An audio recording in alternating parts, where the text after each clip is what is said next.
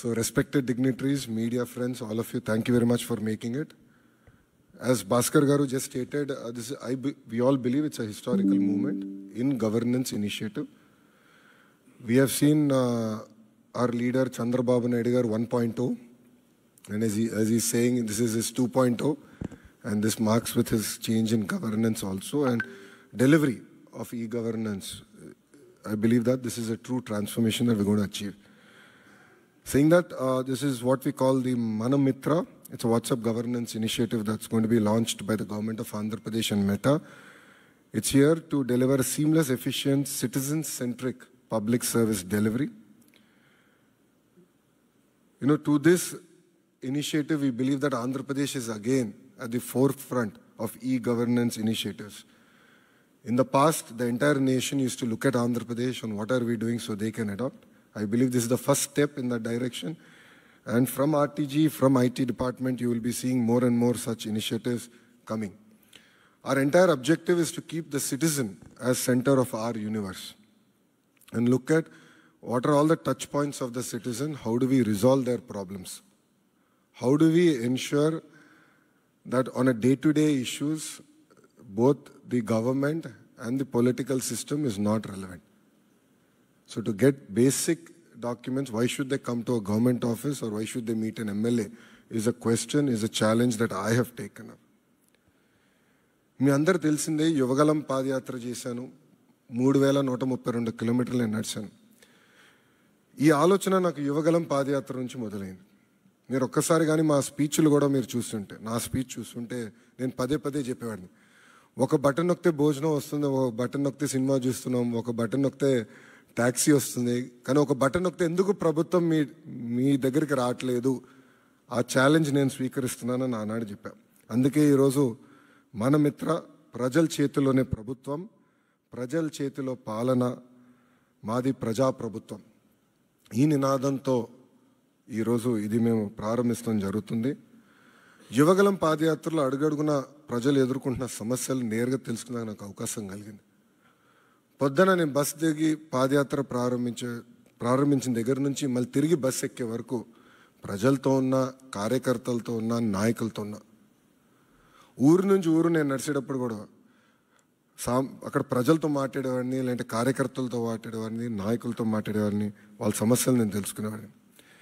అది జరిగినప్పుడు నేను రైతుల్ని కలిసా, మహిళల్ని, విద్యార్థుల్ని,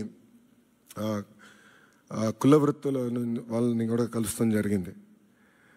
వాళ్ళందరినీ కలిసినప్పుడు వాళ్ళు ఒకటే అడిగారు, పద్దాకా మమ్మల్ని మా కాస్ట్ సర్టిఫికేట్ ఉందంటే ప్రతి ఇన్ని నెలలకు ఒకసారి మిమ్మల్ని ఎందుకు తీసుకోవాలి, ఇన్కమ్ సర్టిఫికేట్ ఉంది మళ్ళీ మేము అధికారుల దగ్గరికి ఎందుకు వెళ్ళాలి, పవర్ బిల్ చెల్లించాలంటే ఎందుకు సీమ్లెస్గా మేము చెల్లించలేకపోతున్నాం, లేదంటే ఆర్టీసీ టికెట్ తీసుకోవాలన్నా మేము బస్సు ఎక్కిన తర్వాత ఎందుకు తీసుకోవాలి, ముందర మేము ప్లాన్ చేసి ఎందుకు తీసుకోకూడదని పదే పదే నన్ను అడగటం జరిగింది.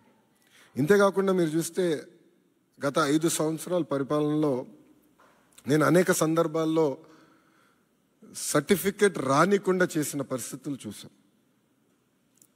అంటే అది చూసిన తర్వాత ఎందుకు అట్లా ఉండాలి? మీరు చూస్తే దుగ్గిరాల నియోజకవర్గంలో ఒక ఎంపీటీసీ గారు పోటీ చేస్తుంటే, దుగ్గిరాల మండలంలో ఎంపీటీసీ గారు పోటీ చేస్తుంటే సర్టిఫికెట్ ఆనాడు ఇవ్వలేదు, కావాలని బీసీ సర్టిఫికెట్ ఇవ్వలేదు. సో ఆ రోజు నాకు అర్థమైంది, సిస్టంలో ఒక లోపం ఉంది, ఇది కరెక్ట్ చేయాలి, ఎవరు ఇట్లా సర్టిఫికెట్ కోసం ఎవరు ఇబ్బంది పడకూడదు అనే ఆలోచనతో మొదలైంది. మీరు చూస్తే ఇప్పుడు అందరి జోబులో, ప్రతి ఇంట్లో ఒక స్మార్ట్ ఫోన్ ఉంది, అందరి జోబులో స్మార్ట్ ఫోన్ ఉంది. మా అంచనా ప్రకారం 60% మందికి స్మార్ట్ ఫోన్ అనేది ఈరోజు ఉంది. దాంట్లో ప్రధానంగా వాట్సాప్ అనేది అందరు ఇన్స్టాల్ చేసుకుంటారు. మీరందరూ కూడా వేలాది గ్రూపుల్లో ఉంటారు. నాకు కూడా ప్రభుత్వం పొరపాట్లు చేస్తే నాకు కూడా ఇక్కడున్న మీడియా మిత్రులతో సహా ప్రజలు కూడా మెసేజ్లు చేస్తాం జరిగింది. సో అప్పుడు నాకు వచ్చిన ఆలోచన, అంటే యువగలం పాదయాత్రలోనే లేదు, వాట్సాప్తో వర్క్ చేయాలి, అదొక ప్లాట్ఫామ్, అందరూ వాడే ప్లాట్ఫామ్ అని ఆలోచించి నేను సంధ్య గారికి మేము అవుట్రీచ్ చేసి కలిసిన తర్వాత ఒక ఇనిషియల్ డిస్కషన్ అయిన తర్వాత వాళ్ళు ఏమన్నారంటే, ప్రపంచంలోనే ఎక్కడ ఇన్ని సర్వీసెస్ ఒకేసారి ఒకే ప్లాట్ఫామ్ అయినా తీసుకురాలేదు, బిట్స్ అండ్ పీసెస్ వచ్చినాయి. సో ఆర్టీసీ చేసి ఉండొచ్చు, లేదంటే మున్సిపాలిటీ చేసి ఉండొచ్చు, ఎవరు వాళ్ళు చేశారు, యాజ్ అ స్టేట్ ఎవరు చేయలేదు ఇది వన్ ఆఫ్ ఇట్స్ కైండ్. మీరు చేయగలుగుతారా, అవుతుందా, మార్పు మీరు సిస్టంలో తీసుకురాగలుగుతారా అని నన్ను అడిగారు. సో అక్టోబర్ 22, 2024లో ఢిల్లీలో MOU ఒప్పందం కుదుర్చుకుంటాం జరిగింది. ఆ రోజు నేను ఛాలెంజ్ స్వీకరించాను. డిసెంబర్ నెలాఖరికల్లా లాంచ్ చేస్తామని మేము చెప్తాం జరిగింది. వాస్తవంగా 1 నెల ఎక్కువ తీసుకున్నాం. సో 3 నెలలు 9 రోజుల తర్వాత, అంటే MOU సంతకం పెట్టిన 3 నెలలు 9 రోజుల తర్వాత ఇది లాంచ్ చేస్తాం జరిగింది.